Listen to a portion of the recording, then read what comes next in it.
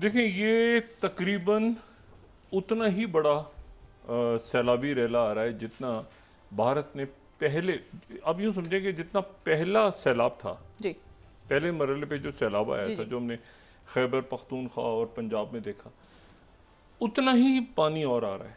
सही। और ये नहीं है कि एक सैलाबी रेला जो है वो पंजाब से गुजर के उस सिंध की तरफ बढ़ रहा है, तकरीबन उतना ही पीछे से उसमें शामिल भी हो रहा है। तो एक बार फिर वो दरिया जिनसे ऑलरेडी वो पानी गुजर के जा रहा था सिंध की तरफ, अब पीछे उसमें मज़ीद पानी जो है वो शामिल हो गया, और उतना ही शामिल हो गया जितना पहले। तो आप ही समझें कि अब ये जिसको हम एक तबाही कह रहे थे या जी बर्बादी कह रहे थे, तो वो उसमें इजाफा इसलिए हो गया कि मेरे ख्याल से मैं अपनी बात समझाने जी में जी कामयाब हो गया हूँ कि पानी जो लोगों का ख्याल था पानी गुजर चुका है, अब यहाँ से जी। गुजर गया है और जनूब की तरफ जाएगा और फिर सिंध में जाएगा और फिर दरिया बहर अरब में गिर जाएगा।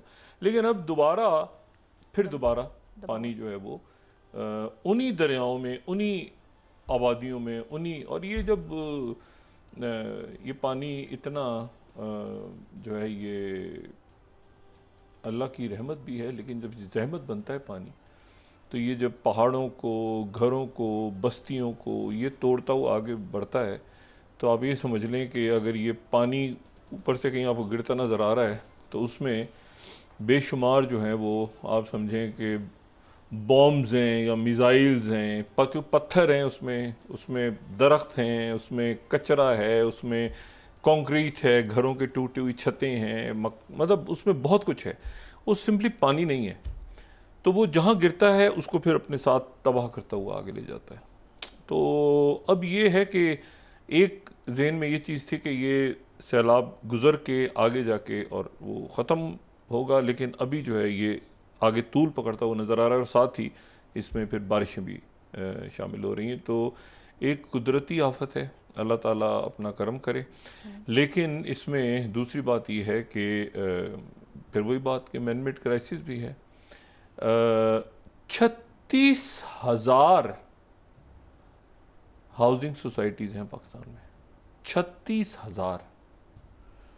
और इनमें से अक्सरियत, अगर आप आज से 20 साल पहले चले जाएं, तो आपको कोई हाउसिंग सोसाइटी अगर मिलती थी तो वो हुकूमत ने बनाई होती थी। कोई मतलब मुलाजमीन हैं, मुख्तलिफ सरकारी मुलाजमीन हैं, या उनके लिए, या किसी और अंदाज में कोई जो है वो होता था शहर एक्सपेंड होना है तो जी ये स्कीम बननी है, ये स्कीम बहुत कम 20-25 साल, ये पिछले 20-25 सालों में जो मैं बार बार बात कहता हूँ कि जो पाकिस्तान में एक चीज़ का एक होता है ना, बूम आता है उसके बाद वो बबल फटता है, जी तो ये बबल आया और बबल वो उसके बाद बस्ट हो गया। .com बबल और ये जी बबल्स जो आते हैं ना, एक बबल आया और वो हाउसिंग सोसाइटियों का बबल वो ख़त्म हो गया आज से।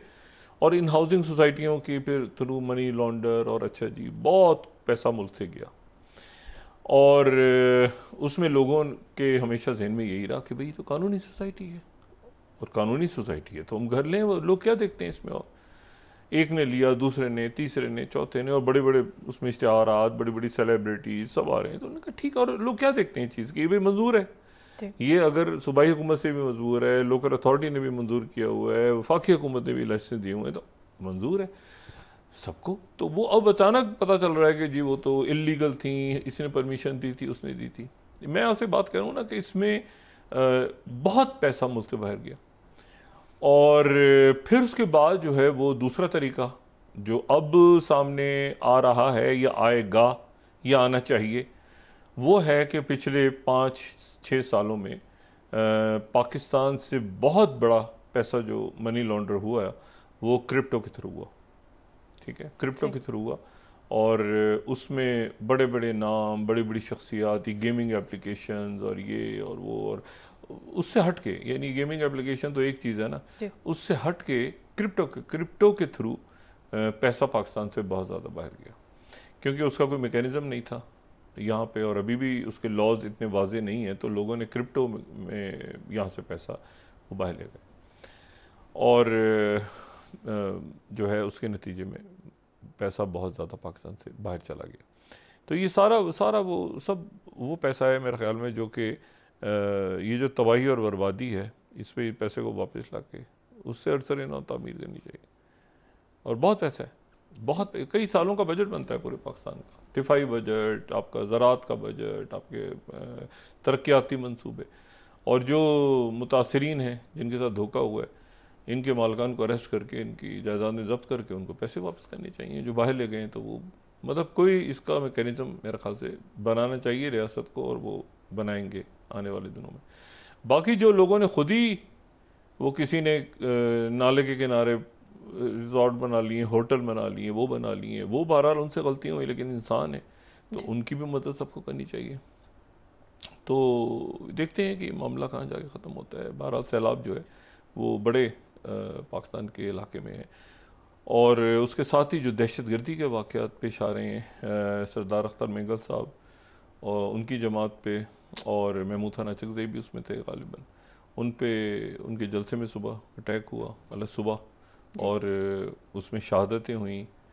तो अल्लाह ताला मतलब दर्जात बुलंद फरमाए शोहदा के। उससे पहले फितना ख्वारिज की तरफ से एक मामला हो रहा था, उनकी तरफ से एक हमला हुआ था। तो ये दहशत गर्दी भी एक कांस्टेंट फैक्टर है। मैं हमेशा कहता हूँ कि ये दहशत गर्दी अगर मतलब ख़त्म हो जाए तो फिर लॉ इन्फोर्समेंट एजेंसीज ही ख़त्म कर देनी चाहिए। तो ये दहशत गर्दी तो हमेशा होती है, ये तो कांस्टेंट फैक्टर है। जैसे डिप्लोमेसी है, जैसे आपके डिफेंस है, जैसे बाकी मामला हैं, जैसे आपकी खुराक है, जैसे आपकी ऑक्सीजन है, ये कांस्टेंट फैक्टर्स हैं। अच्छा अब आ जाए जी, सारी दुनिया ने तो आज देखा कि सुबह जो है अल सुबह चाइना की जो फतह हुई दूसरी जंग अजीम में, पैसिफिक थिएटर, ये जो पैसिफिक थिएटर है ये सबसे बड़ा थिएटर, अगर आप इसको रकबे के लिहाज से देखें ना कि कितना बड़ा थिएटर था, तो ये सबसे बड़ा जो है ये थिएटर जो है ये पैसिफिक थिएटर था। और अगर और यहाँ पे चाइना जो है उसने फिर शिकस्त दी अपने इत्तेहादियों के साथ मिलके। तो एक तरफ जापानीज़ थे।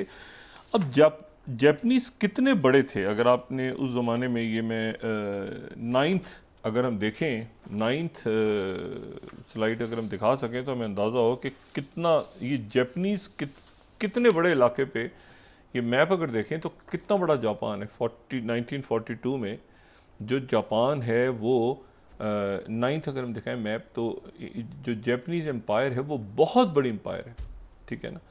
और वो जो है वो आपको बहुत बड़े इलाके तक वो फैली हुई नज़र आती है जापानीज़ एम्पायर।